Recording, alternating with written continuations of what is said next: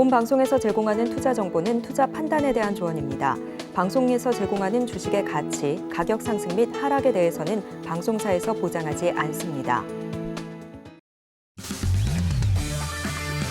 안녕하세요. 해외 시장 소식을 가장 빠르게 만나보는 시간, 해외선물 신세계 리턴즈의 손자입니다.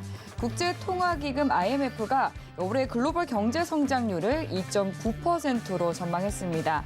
이는 지난해 10월 발표치 대비 0.2%포인트 상향한 것으로 1년 만에 처음으로 세계 경제 전망이 높아진 것인데요. 이 주목할 만한 것은 미국과 중국, 또 유로존에 대한 경제 성장률이 리오프닝에 따른 경기 회복으로 높아진 것에 반해서 우리나라인 한국은 하향 조정됐다는 것입니다. 세계 속의 한국, 이 엇갈리는 성장 전망 속에서 우리는 어떤 투자 방향성을 가져야 할까요? 이 투자에 대해서 장기적인 안목을 가지고 싶으시다면 오늘도 해외 선물 신세계 리턴즈와 함께 해주시기 바라겠습니다. 네, 그럼 오늘 함께할 마스터 화면 통해서 만나보시죠.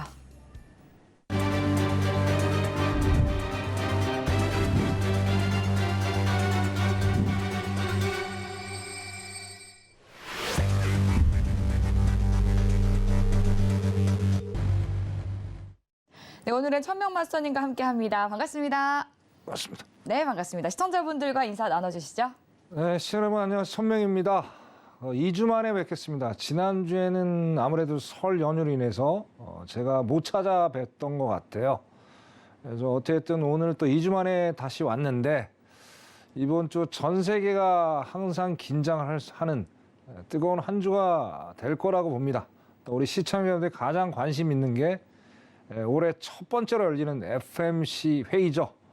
이제 미국 시간으로 내일이 되겠네요. 그죠? 자, 시장은 과연 어떤 식으로 방향을 돌릴지 사뭇 궁금해 하실 거라고 생각을 합니다. 거기다 또 금요일에 또 고용지표 관련 빅테크 기업들 실적들이 있습니다. 줄줄이 상당히 중요한 목요일, 금요일이 될 겁니다. 그래서 우리 시청 오늘 궁금하신 게 오늘 많으실 것 같은데 거기에 대한 답을 오늘 드리도록 제가 많이 준비를 해왔습니다. 잠시 후에 좋은 소식으로 시청자 여러분께 말씀드리는 그런 시간을 갖도록 하겠습니다. 잠시 후에 찾아뵙겠습니다. 이상입니다.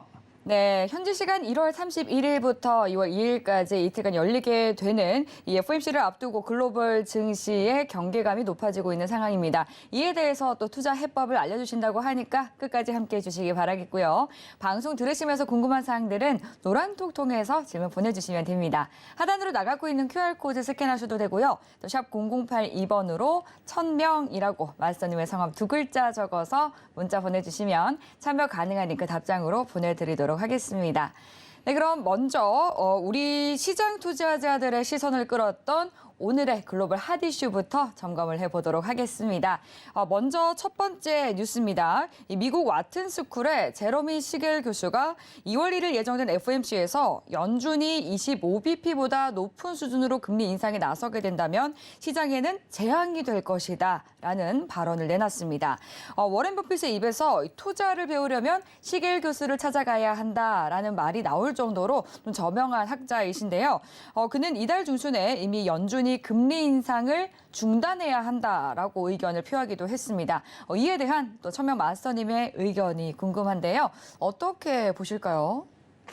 자, 이거는 뭐 너무나도 지극히 당연한 얘기를 하고 있는 것 같아요. 당연한 네, 왜냐하면 1월부터 이제 저번 달에 이제 산타 랠리가 네. 없는 날은 1월 달에 이제 랠리가 없는 걸로 됐었는데 시장이 상당히 기대를 많이 했어요. 물론 이제 그 나스닥이 10,000포인트까지 내려간다는 얘기가 있다가 갑자기 네. 시장이 지금 막 우호적으로 변하면서 거기다 또 이제 닉이라는 월스트리트 저널 닉이라는 이제 기자가 어쩌면 캐나다랑 비슷하게 이번에 금리 중단에 대한 논의를 할 수 있겠다라는 얘기가 퍼지면서 네. 지금 연속 상승을 하고 있단 말이에요.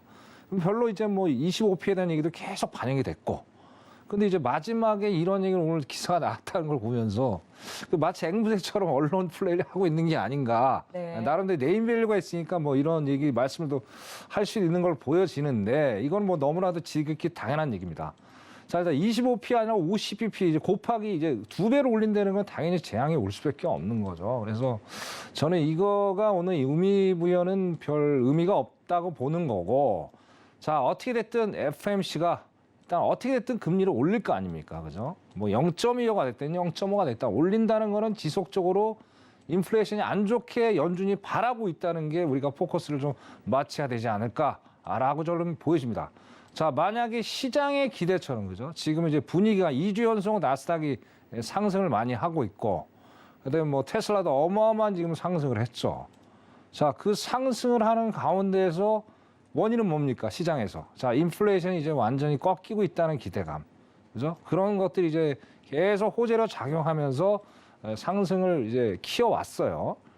자, 거기에 대가 연준이 어떻게 이 상황을 바라볼 것인가에 대해서 거기에 우리가 초점을 맞춰야 되겠다. 저는 그렇게 생각을 합니다. 자, 여기 오른쪽에 보시면 자, CME 이제 그룹에서 매일 업데이트되는 페드 워치예요. 그죠? 페드 워치. 뭐 누구나 다 알고 있는 99.2%는 거의 확실시죠. 0.25. 그죠? 뭐 저번 주에는 뭐 안 올린다는 어떤 그래프도 여기 왼쪽에 한번 나타났었어요. 그거는 이제 온데간데 없이 사라지고 일단 0.25가 거의 확실시 되고 있다.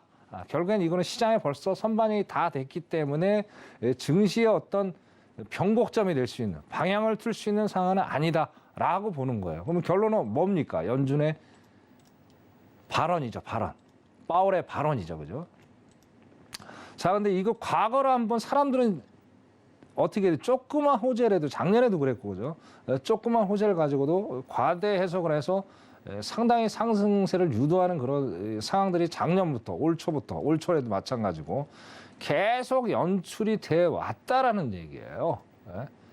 그래서 저는 이렇게 또 생각을 합니다. 자, 이게 작년 8월 잭슨홀 미팅 때하고 너무 상황이 비슷하게 재현되는 게 아닌가라고 좀 생각을 해봐요. 왜냐하면 작년에 아시다시피 거의 한 달 가까이 이 상승 베어마켓 랠리가 지속이 됐죠. 이번에 2주밖에 안 됐지만 그래도 상당 기간 또 뭐 그 시기하고 한 반 정도 맞물리는 그런 랠리가 지속이 됐다는 거예요. 그러면 파월은 심각하게 분명히 고민을 하고 있을 거라는 거예요. 그래서 8월에 분명히 뭐라고 그랬어요? 연준에 맞서지 말라고 분명히 얘기를 했습니다. 그러면서 엄청나게 급락을 연출을 했다라는 얘기예요. 자, 간단한 얘기입니다. 파월은 일단은 시장이 상승으로 가는 거를 원하지 않아요. 왜? 아직 갈 길이 멀기 때문에. 자, 일단 CPI가 이제 많이 내려왔어요. 6%대까지, 6%대 중반까지 내려온 거 가지고 자, 인플레이션이 완전히 꺾었다라고 시장은 반응을 하는데 자, 연준이 바라보는 건 뭐라고 제가 말씀드렸어요. PCE라고 그랬죠. 개인 소비 지출. 그죠? 자, 근원이에요. 전월 대비. 자, 이거는 여전히 그렇게 많이 CPI에 비해서 안 내려왔다라는 얘기예요. 자, 그러면 연준이 바라보는 지표는 바로 PC라는 거예요. 걔가 2%까지 와야 돼요. 연준이 원하는 인플레이션 숫자 2%. 그죠? 근데 여기 이제 뭐 시계린 사람이 또 아까 잠깐 제 기사를 본 것 같은데 이분은 지금 하는 얘기가 시장이랑 똑같은 얘기를 또 하고 있어요. 뭐냐? 자, 연속적으로 지금 뭐 인플레이션 숫자 내려오고 있고, 지금 이제 작년에 이제 연준이 자이언트 스텝을 4번 밟았죠. 자, 그게 이제 올해 반영이 되는데 후행성으로 반영이 되다 보니까 연준이 생각하는 것만큼 이상으로 인플레이션이 확 빠질 수가 있다. 그렇기 때문에 연준은 금리를 더 이상 세게 올려서는 안 된다면서 뭐 재앙적인 수준, 그렇죠? 그런 얘기가 나온 거예요. 자, 그거는 이 사람이 놀리고 제가 보는 거는 어떻게 됐든 근원 PC가 아직도 연준이 바라보는 숫자까지 가기는 아직도 멀게 있대라는 거예요. 그렇죠? 자, 그렇기 때문에 2월 달에 0.2 확정적이지만 자, 다음 달이 또 문제예요. 다음 달 잠깐 한번 차트 한번 잠깐 내려보겠습니다. 네. 다음 달은 볼게요. 네, 2월 25bp 금리 인상에 대해서 좀 재앙이라는 발언을 내놨는데 사실 시장에서는 금리 인상 동결에 대한 기대감의 목소리도 좀 조금씩 나오고 있던 상황이었잖아요. 네네네. 근데 그건 온데간데 없이 다 사라졌고 네. 결국에 이제 뭐 아까 이제 말씀드렸듯이 결국엔 연준이 바라보는 PC예요. PC. 예. PC가 뭐 그렇게 CPI 많이 안 내려왔기 때문에 그거는 지금 시장의 자기만의 어떤 논리, 여전히 뭐 연준을 시장에서 안 믿는 거는 지금도 ING죠, 그죠? 네, 지난주 금요일에 PC 그렇죠, 발표됐잖아요. 그렇죠. 그건 뭐 근원 PC가 뭐 그렇게밖에 안 내려가고 또 뭐 네. GDP도 잠깐 말씀드리면 GDP도 결국은 뭡니까? 재고가 이제 재고 때문에 이렇게 많이 올라왔던 거 아니에요? 재고가 이제 두 가지의 재고가 있잖아요. 안 팔려서 남는 재고가 있고, 팔 게 많아서 아직 뭐 창고에 쌓아놓은 재고가 있는데 결국에 뭡니까? 안 팔려서 선자라는 거. 안 팔려서 좀 쌓아놓은 재고가 많다라는 거예요. 그게 우리가 바라봐야 될 어떤 시각이 아닌가 그렇게 생각합니다. 그래서 네. 자 일단 3월을 볼게요. 3월도 일단 올립니다. 3월. 자 근데 이제 이 FMC 회의가 자 이제 뭐죠 우리가 저거 점도표라는 거죠. 점도표 그죠? 점도표가 분기별로 3, 6, 9, 12 이렇게 나와요. 그죠? 자, 그러면 2월 달은 점도표가 안 나오는 달이 될 거예요. 근데 이제 3월 달에 점도표가 나오겠죠. 그러니까 점도표가 나온다는 얘기가 뭐예요? 차후에 터미널 레이트, 최종 금리를 다시 한번 어떤 표를 만들어서 보여주겠죠. 그죠? 자, 그러면 2월 달은 0.25가 무조건 확정적이란 얘기예요. 자, 그러면 일단 이 4.75란 말이에요. 그죠? 그럼 3월 달에 또 올려요. 그럼 5.0이에요. 그럼 점도표가 발표될 때 5.0으로 갈 것이냐 아니면 5.5점대 이상, 5% 이상으로 갈 것이냐가 우리가 알아야 될 최종 금리 상단이 될 겁니다. 그래서 여기서 보시면 일단은 3월까지 무조건 올리는 거예요. 자, 그다음에 5월 달 한번 볼게요. 5월 달. 자, 5월 달 하면 아직도 지금 5.25. 물론 안 올리는 것도 있습니다. 안 올리고 그대로 이제 정책을 유지하는 것 숫자도 이건 언제든지 또 바뀔 수 있기 때문에 앞으로 4개월이 더 남았기 때문에 자, 현재 상태로 봤을 때는 5.25라는 숫자가 아직도 여기에 37.1%에 해당이 돼 있다는 얘기예요. 결국엔 시장하고 생각하는 거하고 완전히 지금 달라요. 그죠? 자, 이걸 우리가 망각을 했으면 또 안 됩니다. 무슨 얘기냐? 자, 물가를 잡는 주체는 누구예요? 연준이란 말이에요. 네? 연준은 그 일을 무조건 해내야 돼요. 파월의 어떤 명예, 여러 가지가 있어요. 무조건 해내야 되기 때문에 시장에 자꾸 이상한 소리, 그죠? 연준을 힘들게 하는 소리를 전혀 무시할 거란 얘기예요. 자, 다시 돌아가서 자 결론적으로 2월에 0.1은 확정적이고 파월의 발언이 핵심이 될 거라고 보여집니다. 그럼 파월의 발언은 어떻게 나올 것이냐가 가장 관심 있는 거겠죠. 결국엔 제가 보기에는 매파적인 발언이 연속적으로 이어질 가능성이 더 높겠다. 지난 12월에 연속성상에 있겠다라고 말씀을 좀 드리고 싶어요. 자, 작년 12월에 FMC 때 자, 모든 연준 위원들이 19명으로 구성이 돼 있어요. FMC 회의할 때. 이것도 우리 시청자분 참고로 좀 알아두시면 좋을 것 같아요. 자, 19명의 회의를 이제 참석을 하는데 자, 12명이 연준 총재들이에요. 지방 여는 총재들. 자, 나머지 이제 7명이 이제 뉴욕 중앙이사회 이사들이란 말이에요. 그래서 총 19명이 회의에 참석을 합니다. 그러면서 투표권이 12명이 있겠죠. 근데 자, 기본적으로 우리가 블랙아웃 기간이죠. 그러니까 그러니까 그러니까 FMC 회의가 있기 10일 전에 연준 위원들이 이제 여기저기서 이제 어나운스를 한단 말이에요. 포워드 가이던스를. 자, 그때 우리가 가장 집중해야 될 사람들의 얘기들이 있어요. 그게 바로 투표권을 가지고 있는 사람들의 얘기를 집중해서 들을 필요가 있겠다 말씀을 드려요. 자, 그 투표권 누가 갖고 있느냐? 그거는 이제 페드에 들어가 보시면 그 투표권을 갖고 있는 사람들이 그 이름이 다 리스트가 써 있습니다. 오늘 나중에 제가 시간 되면 또 설명을 드릴 거고. 자, 그럼 결론적으로 12월에 모든 11명이 뭐라고 그랬어요? 매파적인 발언에 동의를 했고, 그리고 또 올해, 그죠? 올해 2023년 연말까지 지속적인 금리 인상을 유지하겠다는 얘기를 했습니다. 자, 그럼 지금 한 달 지났죠. 한 달 지났는데 그게 바뀔 수 있을까요? 별로 바뀔 게 없죠. 왜? 아직도 연준이 생각하는 그런 지표들, 물가 지표들, 그죠? 인플레 관련된 지표들이 연준이 생각하는 만큼 안 내려와 있기 때문에 결국에는 파월은 매파적인 발언을 연속성으로 가져가면서 그죠? 3월까지 쭉 이어갈 것이다라고 저는 판단을 하는 겁니다. 그러니까 시장은 완전히 예상이 달라지겠죠. 그래서 저는 죄송한 말씀이지만 2월 2일 날 한국 시간 새벽 4시에 분명히 연준은 독침을 날릴 겁니다. 그러면서 다시 한번 증시가 하방 압력을 받을 수 있겠다라고 첫 번째 주제를 정리를 해보고 싶습니다. 네, 이상입니다. 네, 이번 FOMC에 대해서 조금 프리뷰를 해주는 그런 말씀을 전해주셨고요. 다음으로 두 번째 뉴스 확인해 보도록 하겠습니다. 이 골드만삭스가 연준이 이번 주 FOMC 성명을 통해서 지속적 인상이라는 기존의 금리 인상 입장을 버리고 추가 인상으로 다소 톤 다운을 할 수 있다라고 전망했습니다. 이에 대한 근거로는요, 임금과 물가 상승 지표가 고무적이고 또 경제활동 증가 신호의 혼조세가 우려되기 때문이다라고 덧붙였는데 이 부분에 대해서 또 천명 마스터님 동의를 하시는지 궁금합니다. 뭐 일부는 동의를 하고 네. 일부는 동의를 안 하는 건데 예. 제가 요 글을 보면서 자 골드만삭스가 말장난을 참 잘하는 회사구라는 걸 또 느끼게 됐어요. 네, 어떤 부분이 말장난으로 보이셨을까요? 자 일단은 결국 인상은 맞잖아요. 네. 근데 문구 가지고 좀 더 세게 반응하느냐 아니면 하드하게 발언하느냐 아니면 소프트하게 발언하느냐의 차이인 거지.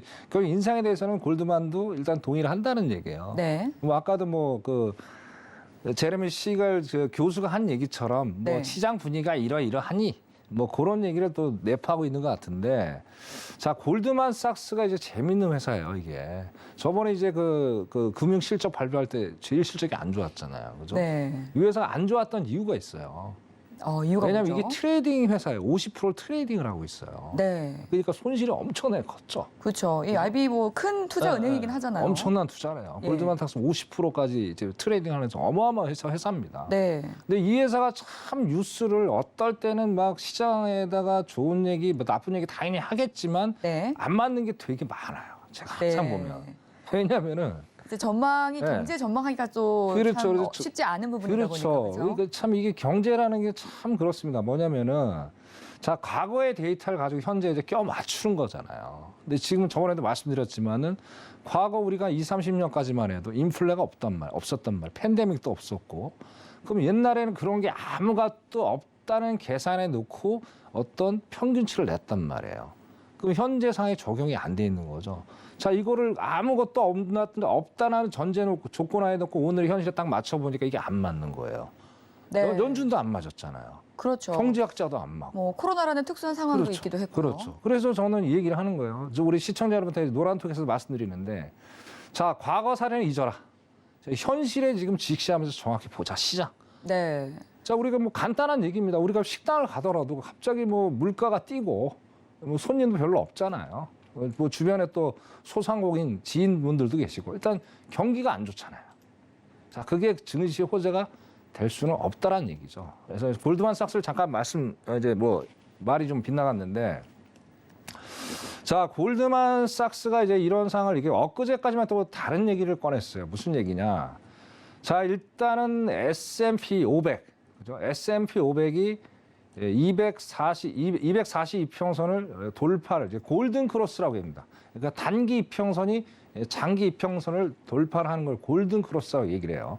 잠깐 제가 차트를 좀 보여드릴게요. 차트 보면서 설명드리기 맞을 것 같아서 잠깐 화면 내리겠습니다. 네. 그런데 이제 보니까 이 FOMC 의사록 발표를 앞두고요.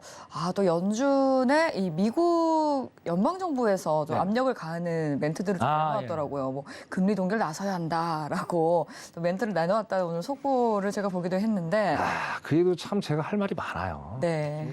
참 그나마 참 미국이란 나라가 어떻게 민주주의의 표상인 나라잖아요. 그렇죠. 일단 위기가 생기면 뭐 여당이든 야당이 합세를 해서 뭔가 위기 극난 극복을 하는 참 모범적인 민주주의 국가인데 네. 어느 순간부터 우리나라 비슷해가요. 그러니까 당냐, 그죠? 자, 이번에도 느끼는 게 저번에도 몇 번 그랬어요. 뭐 브루킹 연구소에서도 그렇고 저번에 또 유럽 가서도 파울이 얘기를 했잖아요. 정치적인 중립에서 우린 자유를 줄 필요가 있겠다. 네. 내가 독단적으로 나의 연준의 길을 갈 것 같다. 왜냐하면 그렇죠. 독립기관이잖아요. 그죠? 네. 그럼 연준에 계속 맞서는 거예요. 그게 뭐 정치적인 문제라는 얘기예요. 자, 역으로 따지면 자, 팬데믹 때 돈 푼 당이 누구예요? 공화당이잖아요. 그렇죠. 그죠? 자, 공화당이 다 이제 쉽게 얘기해서 뭐 이런 일을 저런 일 다 벌려놓고 그러니까 뭔가 이제 민주당이 수습을 해야 되는데 이게 답이 안 나오는 거예요, 지금. 네? 결국엔 금리 인상을 자꾸 하게 되면 경기 침체가 오면은 미국 경제는 상당히 타격을 받겠죠. 그럼 이제 2년 있으면 그죠? 자, 선거가 대선이 있단 말이에요. 자, 그런 걸 바라보면서 자, 일시적으로 일단은 잡고 나가 보자라는 그 전략이라는 거죠. 그거는 현실하고 안 맞죠. 자, 우리나라도 보자내지, 우리나라도. 자, 우리나라 잠깐 얘기할게요. 자, 우리는 지금 이제 우리가 인플레이션이 온 게 뭐예요? 팬데믹 때 돈을 너무 많이 풀어가지고 인플레이션이 온 거잖아요. 자, 그럼 시장에 있는 유동성을 좀 회수를 하면서 돈이 조금 말라야 되잖아요. 그죠? 그게 정상이잖아요. 자, 그럼 인플레이션 또 뭐예요? 물가가 오르는 거지 않습니까? 근데 우리나라 지금 어떻게 거꾸로 가고 있죠? 우리나라도 마찬가지, 미국도 마찬가지고. 자, 우리나라 지금 보십시오. 제가 이번에 저 관리 보고 깜짝 놀랐어요. 와, 이 가스비가 어마어마하게 나온 거예요. 이게 또 오른다는 거예요. 전기값하고, 그죠? 자, 그럼 어떻게 인플레이션이 올라간 거죠? 물가가 뛴 거 아니에요? 공공요금이. 자, 여기서 어떻게 돼요? 돈을 또 풀고 있단 말이에요.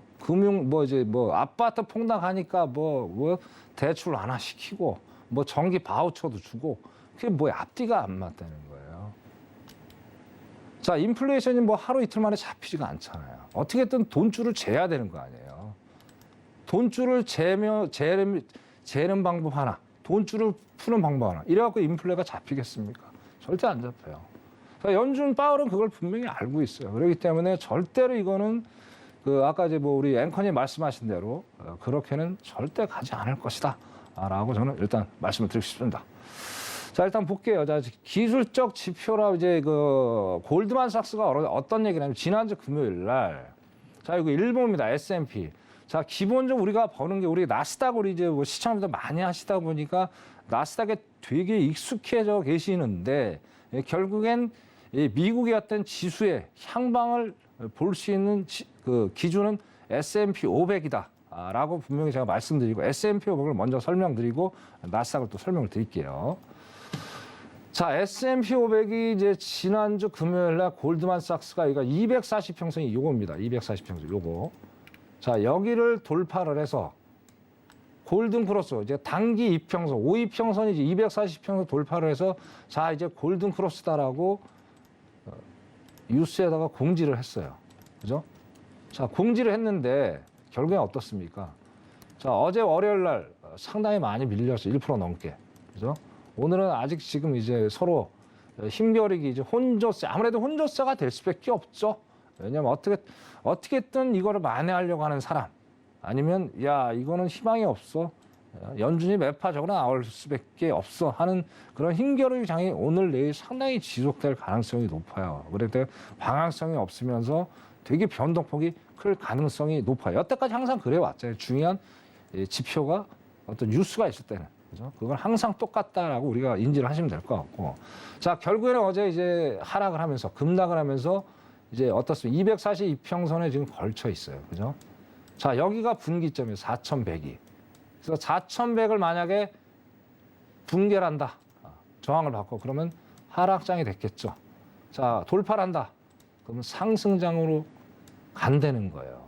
근데 갑자기 어제 상황이 바뀌었단 말이에요. 상황이. 바뀌면서 아까 골드만삭스가 그런 얘기를 한 거예요. 이 얘기는 온데간데 없고, 자, 0.25를 얘기를 가긴 가되 세게 갈 수도 있고 안 세게 갈 수 있다라는 얘기를 한 거예요. 아까 서두에 말씀드렸듯이 자, 골드만삭스는 트레이딩을 하는 회사예요. 자, 어쨌든 고객의 돈을 지켜야 되고 자기도 돈을 벌어야 될 거 아니에요. 손실이 너무 크기 때문에 어떤 그런 현실성이 조금은 떨어지는 자기들만의 어떤 위주의 어떤 발언을 한 게 아닌가라고 저는 생각을 해봅니다. 자, 나스닥 한번 볼게요. 나스닥도 제일 궁금들 하시니까 나스닥 한번 좀 말씀드릴게요.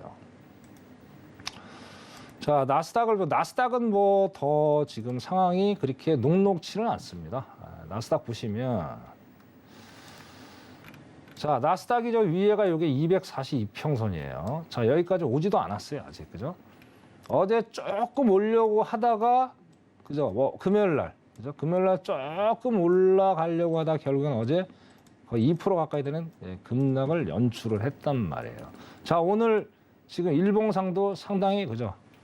밑꼬리가 좀 많이 달리면서 위로 갈기에는 약간의 좀 무리수가 있어 보이시죠. 자, 이걸 봤을 때 어떻습니까? 이 기술적으로 보더라도, 그죠? 시장이 어떤 상승의 탄력을 받기는 아직은 좀 무리수가 있지 않느냐. 그렇게 생각을 합니다. 그래서 다시 화면으로 돌아가겠습니다. 네. 네. 자, 그렇게 하면서 결국에는 이제 골드만도 지금 FOMC가 강력하게 나오는데 대신 조금만 좀 부드럽게 예고하지 않은 어떤 자신들의 바람이 아닌가 저는 그렇게 정리를 하고 싶고 결론적으로 연준은 매파적 발언으로 인해서 똑같이 시장의 찬물을 끼얹을 것이다 라고 결론을 내리고 싶습니다. 네, 이상입니다. 네, 이번 FOMC에서는 좀 외파적인 발언이 나올 가능성이 높다라고 진단을 해주셨습니다. 그럼 마지막으로 세 번째 글로벌 이슈 확인해 보도록 할게요.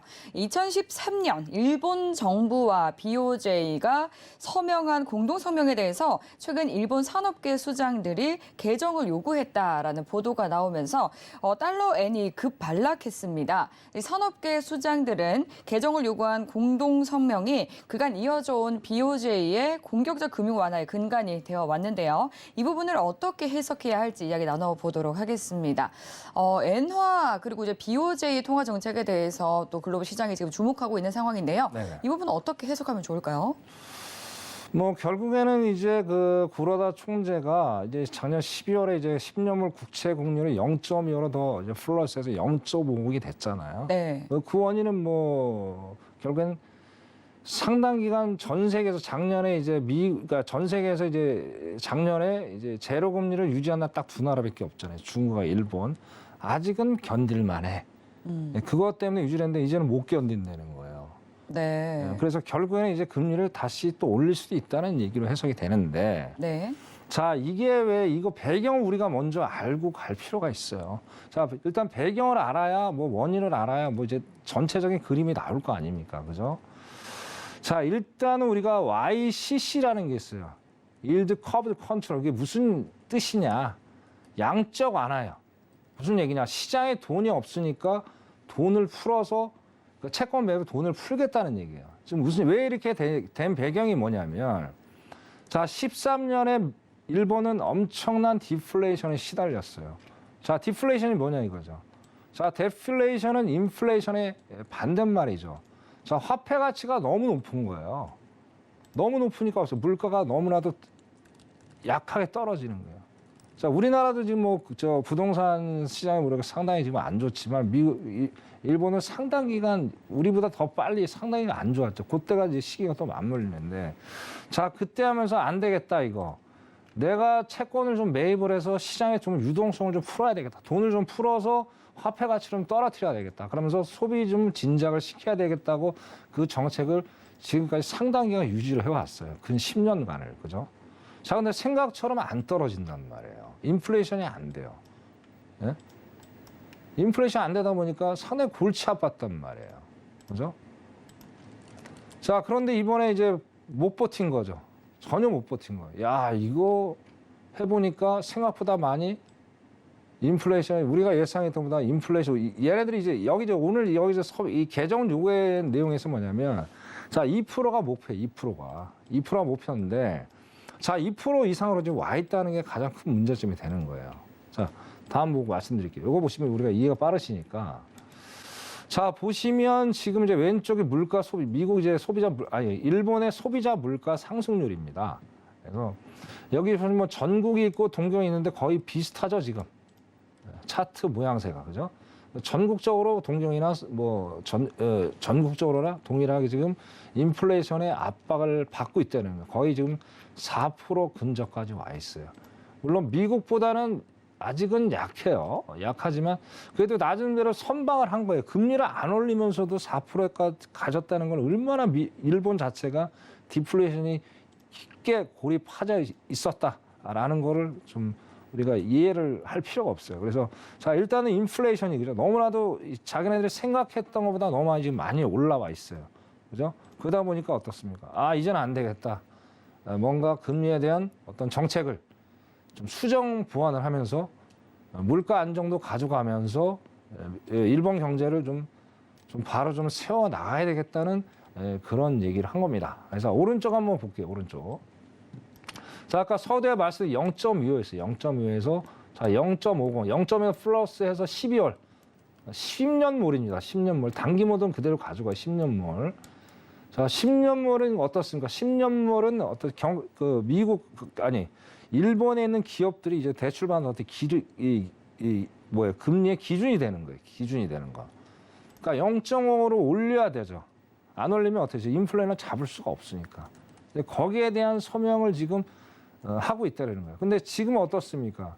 자, 2020년 12월에 구로다 총재가 이 발언을 했어요. 그러면서 그 다음날 또 얘기가 달라졌어요.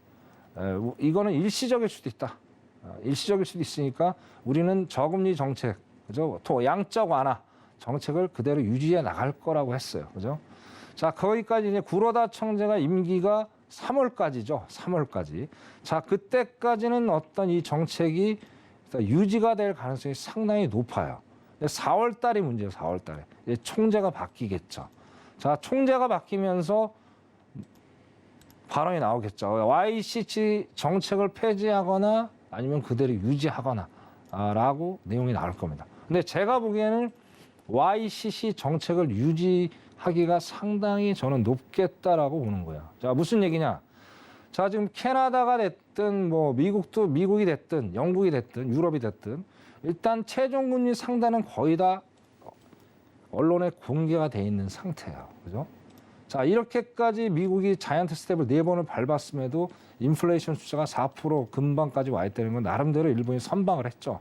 자, 그러면 다른 국가가 상단까지 와 있는 상황에서 굳이 내가 금리를 이렇게 높여서 갈 필요가 있지 않느냐, 없지 않느냐라는 생각도 역으로 할 수 있다라는 얘기예요. 그죠?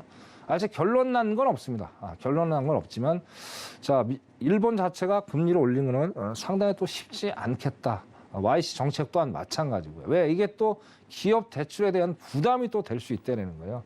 자, 일본 기업들이 상대적으로 지금 상태가 그렇게 좋지는 않아요. 그런 상태다. 그래서 그렇게 여러분 예의주시하시면서 보시고요. 그다음에 아직은 엔화를 지금 투자할 때는 아니다라고 저는 생각을 하고, 자, 4월 달에 이제 취임하면서 뭐 정책을 YCC 정책 완화 그걸 해제할지 아니면 유지할지 나오겠죠. 자, 그때 투자하셔도 전혀 늦지 않다. 그래서 예의주시하면서 관망하시면서 조금만 더 기다리시고, 뭐 다른 상품 투자할 것도 많잖아요. 굳이 지금 안개 속의 형국인 상품을 투자할 필요는 전혀 없잖아요. 항상 말씀드린 거, 안정적인 상품에 투자하는 게 가장 현명한 그런 투자 방식이다라는 것을 다시 한번 말씀드리면서 말씀 마치겠습니다. 이상입니다. 네, 그럼 여기까지 오늘 뜨거웠던 글로벌 핫 이슈 점검을 해봤고요. 이어서 상품별로 시장의 이슈 함께 체크해 보도록 하겠습니다. 나스닥은 2월 FOMC를 앞두고 파월 의장의 매파적 발언 가능성에 우려가 커지고 있습니다. 골드는 6주 연속 주간 상승세를 기록한 뒤 숨고르는 모습입니다. 오일은 오펙 플러스 생산량 유지 전망 속에 수요 불안이 높아지고 있습니다. 유로 FX는 페드와 ECB, BOE 통화 정책 회의를 대기하며 보합세 이어지고 있습니다.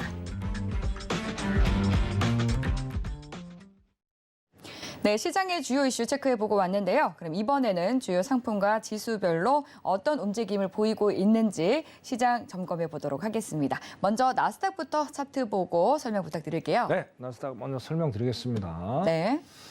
자, 아까 뭐 골드만삭스 관련해서 242평선에 대한 거를 다시 한번 제가 설명드릴게요. 일단 12,300 라인이 강력한 저항 라인이 될 겁니다. 가정은 뭐냐면 제롬 파월이 매파적을 발언을 했을 경우를 가정을 한 겁니다. 근데 만약에 매파적 발언이 안 나온다 그러면 어떻게 돼요? 242평선을 뚫고 골드만삭스가 얘기한 골든 크로스가 되겠죠. 그러면서 상방으로 날아갈 겁니다. 근데 제가 아까 말씀드린 그러기에는 쉽지 않다. 그래서 어차피 여러분들이 오늘하고 내일은 상당히 혼조세가 지속이 될 수 있고, 어쩌면 얘가 여기까지도 한번 치고 올라갈 수 있는 상황이 연출이 될 수가 있어요. 만약에 일봉상 여기 보시면 여기가 5일 이평선입니다. 5일 이평선에 지금 또 저항을 받고 있는 상황인데, 자, 5일 이평선을 돌파를 해준다면 12,300까지도 올라간다라고 우리 시청자 여러분들이 생각을 하셔야 될 것 같아요. 자, 근데 12,300까지 올라가기는 쉽지 않겠죠. 되게 고민을 많이 하면서 올라가겠죠. 자, 그러면 어떻게 해요? 그 고민을 많은 시간들을 하는 사람들 거기에 같이 승차하면 안 되겠죠. 왜? 복잡해지잖아요. 리스크가 너무 많잖아요. 그죠? 자, 그럼 안전하게, 그죠? 파울이 매파적이 바원이 나오는 그 시간에 12,300 라인에서 강한 저항을 받는다면 거기서 안전하게 매도로 수익을 내는 게 안정적인 투자 방법이 되겠다라고 저는 말씀을 일단 드리고 싶습니다. 그래서 지금 이제 그 일목상에도 마찬가지예요. 일목상에도 마찬가지가 뭐냐면 자, 12월에 그죠? 12월에 지금 12월에 이제 그죠? 12월 초죠. 초고 지금 현재예요. 현재. 자, 기본적으로 쌍봉이 지금 나와 있다는 거예요. 쌍봉. 쌍봉이 나왔다는 건 뭐예요? 기술적으로 일단은 하락의 압력을 받을 수 있다라고 봐야 된다는 거예요. 그죠? 자, 아직 MACD 제가 항상 말씀드린 것. 자, 추세는 MACD를 정확히 보셔야 된다고 말씀드렸습니다. 아직은 추세는 상방으로 지금 나와 있습니다. 그렇죠? 근데 오늘 만약에 오늘이 아니고 내일, 자, 이번 주 목요일이면 자, 음봉이 만약에 나온다. 그럼 MACD 추세가 바뀌면서 음봉에 대한 시그널이 나오겠죠. 그죠? 자, 일목금융총회사도 마찬가지예요. 지금 자, 상방으로 갈지 하방으로 갈지 되게 고민을 많이 하는 어떤 변곡점에 지금 위치에 있다라는 얘기예요. 그렇죠? 그렇기 때문에 그걸 좀 보시면서 오늘 투자의 방향을 좀 가지고 가셔야 되겠다 말씀드리고 좀 이따 이제 미장이 열리면 그죠? 오늘 지니까 뭐 어떻게 갈지 거기에 또 설명 자세하게 좀 드리도록 하겠습니다. 네, 이상입니다. 네, 12,300 라인 저항을 확인하자 말씀을 해주셨습니다. 이어서 오일에 대해서도 들어보도록 할게요. 오일이 좀 강세를 보이는가 싶었었는데 전거래일에는 또 떨어지더라고요. 오늘 장에서는 어떤 흐름 보였을까요? 오늘 당에도 이제 뭐 지금 현재는 약하락으로 지금 지금 진행이 되고 있는데 오늘도 뭐 역시 하락장이 지속이 되지 않을까 기술적으로 봤을 때 그렇게 일단 보여집니다. 자, 일단은 뭐 왜 그러냐면 자, 우리가 이제 중국의 리오프닝으로 인해서 중국이 석유 수요가 상당히 많을 것이다. 그러면서 전 세계 석유가 재고가 자, 오펙이 저번에 그랬죠. 올해도 감산 정책 그대로 유지할 것이다. 그랬다. 결국은 석유 수요는 많은데 공급이 딸리다 보니까 어떻습니까? 유가의 상방 압력을 받을 수밖에 없었어요. 근데 어제 떨어졌던 이유는 일단은 여러 가지 요인이 있겠지만 일단 달러가 일단 상승으로 돌아섰고 또 경기 침체라는 얘기가 또 부각이 됐고 그죠? 뭐 여러 가지 요인들. 근데 오늘은 또 두 가지로 이거 해석을 우리가 정리를 해볼 필요가 있어요. 자, IMF에서 자, 분기 초에 항상 네 번 또 발표를 하죠. 1, 4, 7, 10 그죠? 그렇게 발표를 하죠. 그죠? 자, 발표를 하는데 자, 어떻습니까? 지금 결국엔 중국 얘기만 할게요. 중국 지금 작년에 우러 전쟁 터지면서 엄청나게 싸게 이제 러시아한테 기름을 갖고 왔단 말이에요. 자, 지금 완전히 저장 탱크에 지금 완전히 꽉 차 있답니다. 그거 쓰고도 남아요. 그거 쓰고 나서 이제 뭔 액션을 취하겠죠. 그렇기 때문에 중국 때문에 석유가 전 세계적으로 부족한 현상은 생기지 않을 거다라고 저는 개인적으로 오늘 얘기를 합니다. 그래서 오늘은 일단은 오늘도 연속적인 하락장이 연출이 될 가능성이 상당히 높다. 왜냐하면 지금 이제 그 일목균형표상에서 이제 구름대 하단에서 지금 이제 저항을 받고 있는데 여기는 뚫을 가능성이 상당히 높습니다. 그래서 오늘도 하방으로 보면서 어떤 투자 전략을 짜놔야겠다. 여기까지 말씀 마치겠습니다. 이상입니다.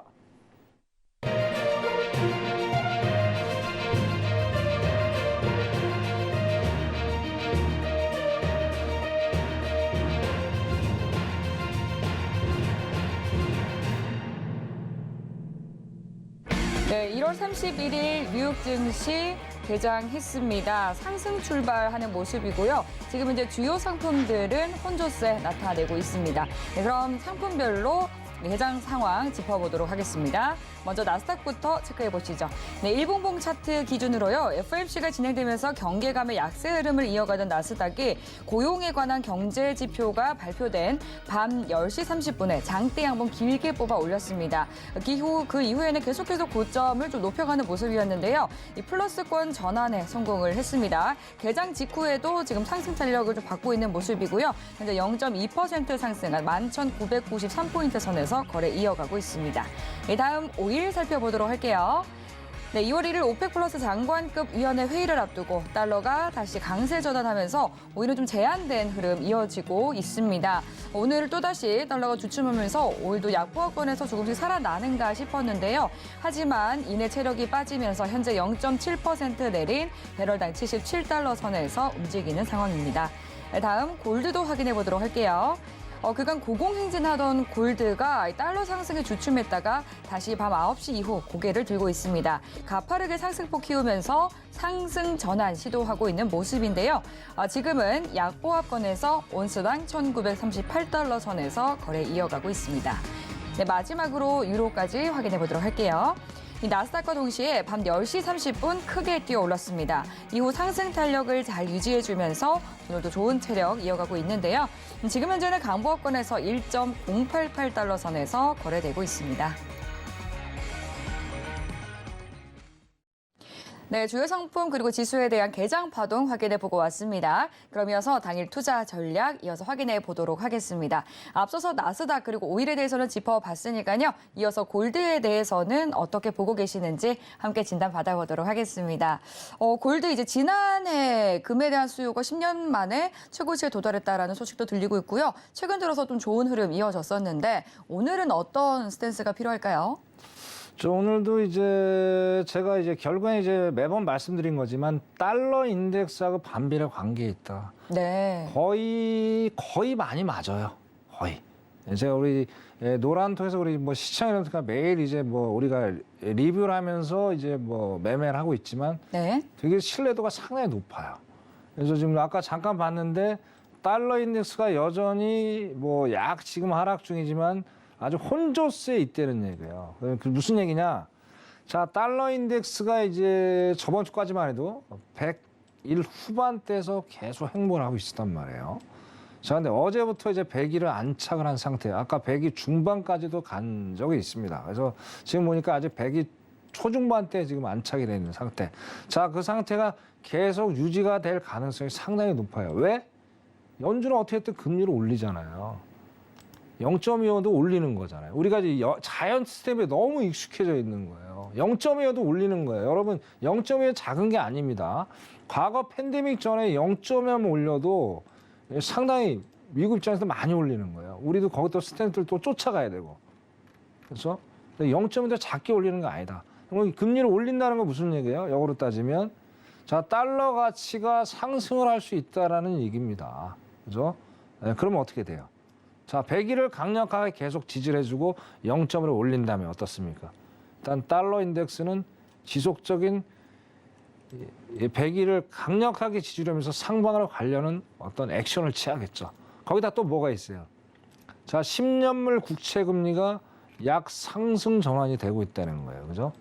자, 그것도 우리가 유념해서 봐야 될 필요가 있어요. 그걸 봤을 때 달러는 강하게 아직도 갈 수 있는 여지가 충분히 있겠다. 그러면 가장 피해를 볼 수 있는 건 뭐예요? 골드죠. 자, 골드는 안전자산이잖아요. 그죠? 그러면 안전자산에 대한 선호도가 자, 달러로 일시적으로 옮겨갈 수도 있다는 거예요. 그렇게 되면 골드는 어떻게 되겠어요? 하방 압력을 당분간은 받을 여지가 있겠다. 그래서 오늘은 상방보다는 어떤 하방의 전략을 똑같이 가져가는 게 오늘 맞다 하고 제가 말씀을 드립니다. 그래서 오늘 진입을 하신다면 오늘 상당히 혼조세가 지금 진행이 되고 있는 상황이기 때문에 자, 지금 이제 1940 라인, 그죠? 거의 이제 고점 근처인데 거기까지 한번 올라올 때까지 한번 기다려 보세요. 그리고 제가 항상 드리는 말씀. 자, 제가 하는 거는 5분봉입니다. 5분봉. 5분봉으로 지금 매매를 하셔야 되고요. 자, 5분봉으로 하시면서 항상 RSI를 먼저 확인하라고 말씀드려요. 밑에 RSI가 뭐라고 그랬어요? RSI가 지금 상황이 상방에 어떤 신호를 주고 있느냐, 하방에 대한 신호를 주고 있느냐를 먼저 파악을 하셔야 된다고 그랬어요. 1차적으로 먼저 달러 인덱스를 확인하셔야 되고. 자, 그다음에 위에 보시면 MACD를 확인하는데 MACD가 어땠어요, 지금? 음봉으로 내려가는 지금 신호가 안 나오고 있죠. 자, 그럼 지금 들어가면 되겠어요, 안 되겠어요? 들어가면 안 되죠, 그죠? 요거 확인 사살하고 어떻습니까? 그 다음에 이평선 요거를 확인해서 안전하게 들어가셔야 돼요. 자, 모든 게 맞아야 돼, 박자가. 그 사박자죠, 사박자. 이 사박자가 안 맞고 서프로에 들어갔다 어때요? 낭패를 100% 볼 수밖에 없다라는 거예요. 그렇죠? 그래서 만약에 MACD가 계속 행보를 하다가 자, 음봉의 시그널이 안 나왔어요. 그럼 어떻게 돼요? 자, RSI를 또 한번 쳐다보시면서 저 1940 라인까지 한번 또 올라왔을 때 그게 안정적으로 수익을 내셨으면 하는 바람입니다. 자, 그리고 제가 매번 이렇게 말씀을 드려요. 근데 시간이 짧아서 여러분들 깊게 설명을 못 드리는데 자, 이게 제가 매일매일 뭐 노란톡에서 우리 저 시청자 여러분들까지 매매를 하고 있으니까 자세하게 저에 대한 기법을, 그죠? 알고 싶으시면 노란톡에 들어오십시오. 전 리얼 매매 기법을 활용하고 있습니다. 이론에 근거한 건 아무 의미가 없습니다. 자, 공부 백날에도 의미 없어요. 실전에 써먹지 못하면 그거는 아무 의미 없는 기법이다라는 거를 다시 한번 강조를 시켰습니다. 오시면 제가 실전 매매는 이런 거다라는 걸 제가 확실하게 설명을 드리는 시간을 갖도록 하겠습니다. 네, 이상입니다.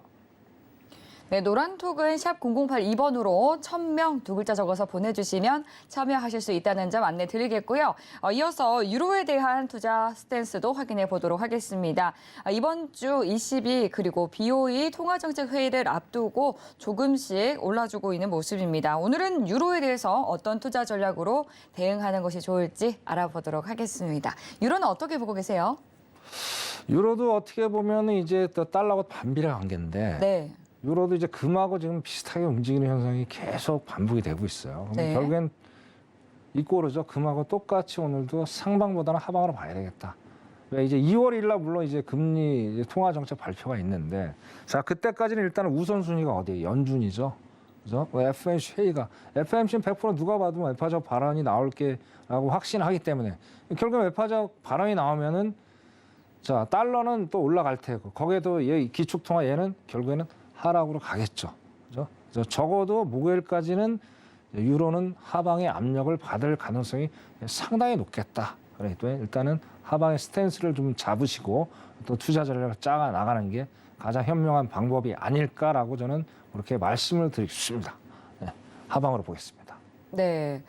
그러니까 이제 FOMC 회의를 지켜보면서 대응하는 게 좋겠다 말씀을 해주셨는데, BOE라든지 ECB에서 금리 인상에 대한 논의가 나오게 된다면 유로가 또 강세를 보일 가능성은 있지 않을까요? 그렇죠. 강세를 보일 가능성은 충분히 있는데 제가 보는 거는 이제 일단 경제 환경이 달라요. 경제 환경이. 아직은 유럽이 어떻습니까? 미국보다는 아직은 물가 상승률이 여전히 높다는 거예요. 물론 이제 이번에 이제 뭐 이상기 현상으로 인해 겨울에 에너지 값이 이제 급락을 하는 바람에 일단은 뭐 약간은 조금 좋아 보이는 것 같지만 근데 미국보다 상당히 상태가 안 좋죠. 만약에 미국보다 상태가 좋았다면 얘네들이 0.5를 올리겠습니까? 인플레이션 그만큼 심각하다 바라본다는 거예요. 그러니까 어떻게 해요? 미국보다 더 빠르게 금리 인상을 폭을 더 높인다는 거예요. 그걸 봤을 때 제가 보기에는 쉬운 얘기는 아니다라고 말씀 좀 드리고 싶습니다. 그래서 오늘 요것도 마찬가지예요. 투자하실 때 금하고 희한하게 이제 차트를 보시면 동일하게 요즘에 이게 커플링이 된다고 그러죠. 동조화라고 하죠. 동조화. 돼서 가는 걸 지금 보실 수가 있어요. 그래서 오늘도 마찬가지지만 자, 고점까지 무조건 기다리십시오. 이거는 이제 다행인 게 이제 RSI하고 MACD 이제 신호가 일단 나왔어요. 나왔는데 지금 들어가기엔 좀 리스크가 있어요. 장대 음봉이 지금 나온 상태이기 때문에 한번 저항받고 상단 한번 올라갈 때가 있을 거예요. 그때 더 확인해서 수익을 내셔도 전혀 부담이 없겠다가 말씀드려요. 자, 해외 선물은 기다림의 미학이라고 말씀을 드렸습니다. 기다리십시오. 기다리면 반드시 기회가 옵니다. 섣부르게 잘못 들어갔다가 낭패를 보시는 것보다 안전 매매하는 걸 저는 100% 우리 시청자 여러분께 선언을 하니까 지양 그렇게 하시길 바라겠습니다. 자, 이상 마치겠습니다. 네, 주요 상품별로 또 투자 전략까지 확인해 봤습니다. 이번 주 중요한 이벤트가 많은 만큼 투자자분들 고민 많으실 텐데요. 천명 마스터님이 이에 대해서 또 이 프리뷰를 해주는 시간을 준비해 주셨다고 합니다. 내일 오전 9시 그리고 오후 9시에 무료 공개 방송 예정이 되어 있으니까요. 함께 하고 싶으신 분들은 샵 0082번으로 천명이라고 두 글자 적어서 문자 보내주시거나 하단으로 나가고 있는 QR코드 지금 바로 스캔하시고 입장해 주시기 바라겠습니다. 네, 그럼 여기서 마스터님과 인사 나누도록 하겠습니다. 오늘 말씀 감사합니다. 네, 참고로 본 방송에서 제공하는 정보는 투자 판단에 대한 조언일 뿐 해당 상품의 가치나 수익률을 보장하지 않습니다. 서울경제TV와 서울경제신문은 당사의 브랜드입니다. 서울경제증권TV와 서울경제TV 손실복구팀 등 당사를 사칭한 피해가 증가하고 있으니 유의해 주시기 바라겠습니다. 네, 늦은 시간까지 함께해 주신 여러분 고맙습니다.